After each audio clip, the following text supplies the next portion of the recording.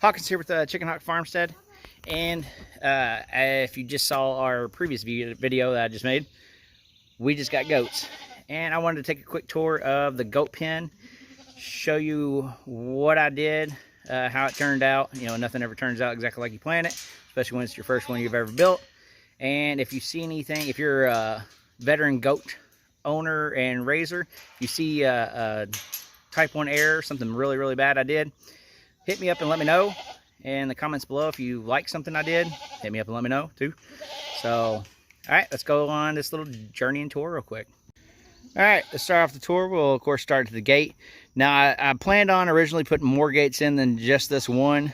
It didn't happen, but I do have plans on, I'm going to put more gates in the future.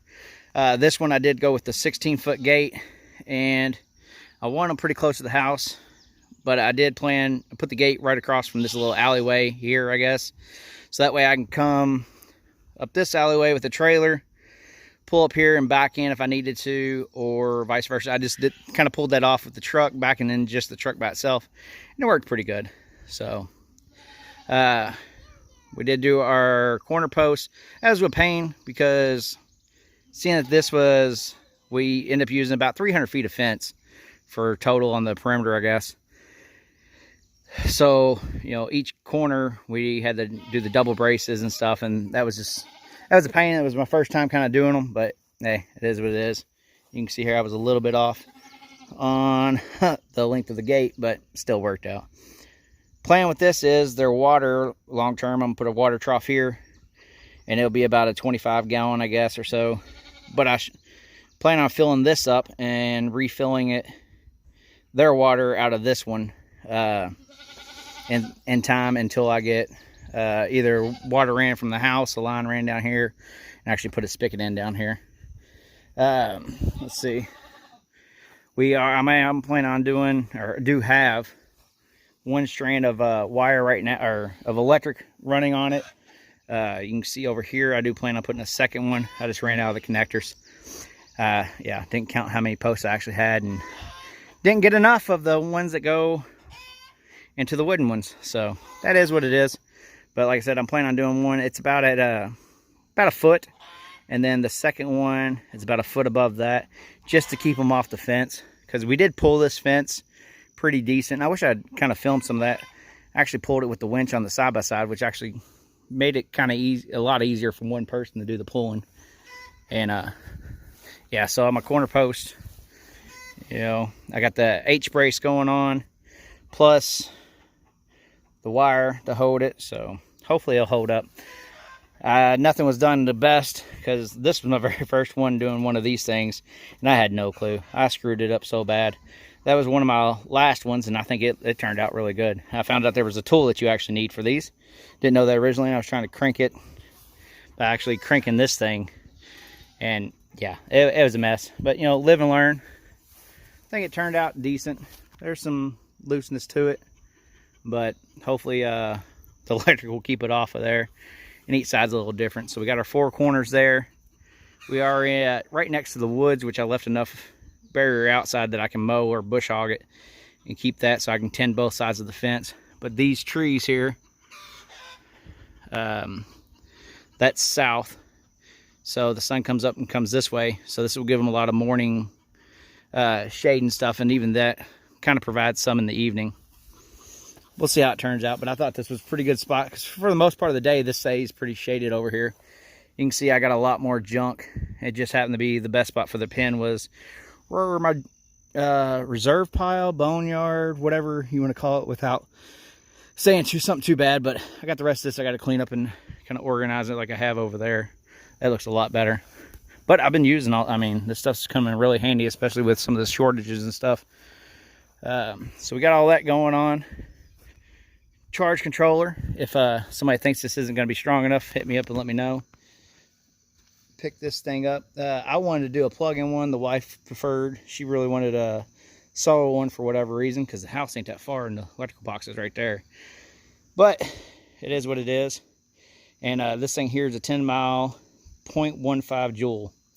So like I said, I know they're a whole lot lower. I did go ahead and get the 12 volt though, because yeah, I can, once that battery and solar pattern goes bad, I've done enough with those, with solar and batteries and stuff. I can make it work on my own. Got a grounding rod and running, and I've tested it, so I know it works. Not by touching it, but with the multimeter and stuff. All right, so that's all for the fence, really. Here's their area here. I think this turned out really nice. I was really happy the way the tarp stretched and everything. Super simple design too. We'll see how it holds up to goats, but we did a railroad tie on each side, and then the cattle panels coming over, because the railroad ties, they're heavy. They're, I'd say, at least 100 pounds or more, and since they're so heavy, the cattle panel being stretched inside there can't push them out. So I didn't have to do anything across here or across the back. And if I want to make this shorter and wider, it's a matter of picking that thing up with using 2 people and dragging it farther out this way, and then I can actually make my pen wider. It'll just make the ceiling shorter, which, I mean, you can see the goats don't need that much headroom necessarily. On the back, I got a utility panel. That way it keeps them off the fence, and because there is a strand of electric running back there, so I got about 6 inches off the fence. But on this thing, I just took a little blocks of scrap wood and 2 screws and screwed it in on each side, in between where the wire for the cattle panel is running across. They're like 3-inch screws, and I mean, this thing it's tight in there. And then as far as these here, let's see, we're having a little issue. Well, not issue, but a little bit something there where it's pushing through. So if you're gonna make something like this, what I should have done is probably put pool noodles on the edges, or at least some tape to tape some of that up. But these are the black tarps from Harbor Freight. I think they're like 14 bucks for a 10 by 8. And I used 2 of them, and a pack of I think it's like 20 of these things was 15 bucks. And that's what I used to stretch this thing. And they slightly overlapped, and since I'm stretching it like that, it's okay where they overlap. It's not going to be an issue. And I mean, this thing's tight, and you can see right there. And then I zip tied the bottoms, because the more it flaps in the wind, the more your tarp's going to get torn up and messed up. Zip tie the cattle panels together, and everything's good. And also having that utility fence on the back, and right now I got one on the front, of course, to keep them in, because we just got them today, and you want to keep them. I was told keep them penned up in a smaller area so they can kind of get used to this new place and hopefully adjust well. But I like having that utility panel on the back, because I got those little feeders there, and they clip on. They're made to clip onto your fence or utility panels, and I really didn't want to try to clip them onto these sides and stuff. So since I got that one current across the back, it works pretty nice. And right now I just got the water sitting in there with them too. Wife threw them a little fodder, and then like I said, this one's not going to be there often. It's going to be an option. So if something happens and I need to pin them up again in here, I have that ability. But it's just held on with some of those little bungees again. Over here, some bungees holding it in. I mean, this thing, it's on there. I mean, it ain't gonna get pushed down easy. So it's pretty proud of that. I ain't gonna lie. It's one of those where you have an idea, and it actually worked out pretty good. The chicken wire on there, that was just already on the utility panel. Yeah, I'm sure it's gonna help with the goats, so they don't be sticking their heads through it. But that was there for when we were using this for chickens before. So that is that. Let me turn you around real quick. All right, well, that's what I did for the chicken pen. I'm so used to doing chickens. For the goat pen and for their little sleeping area, shelter, whatever you want to call it. I do plan on improving this. This is June, so I got plenty of time before winter. I'm going to put some bedding in here and stuff like that.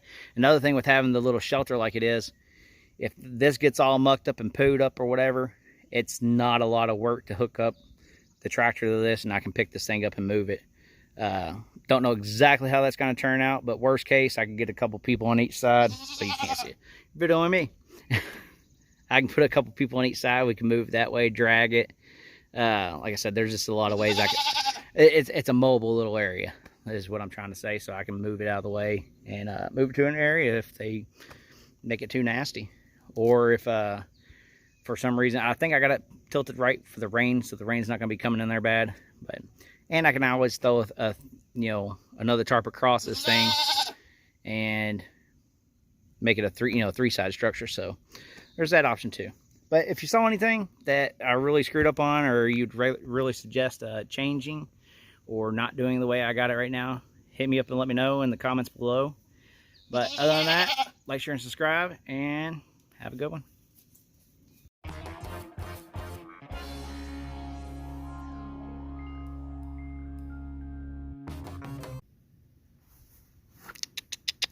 Meh.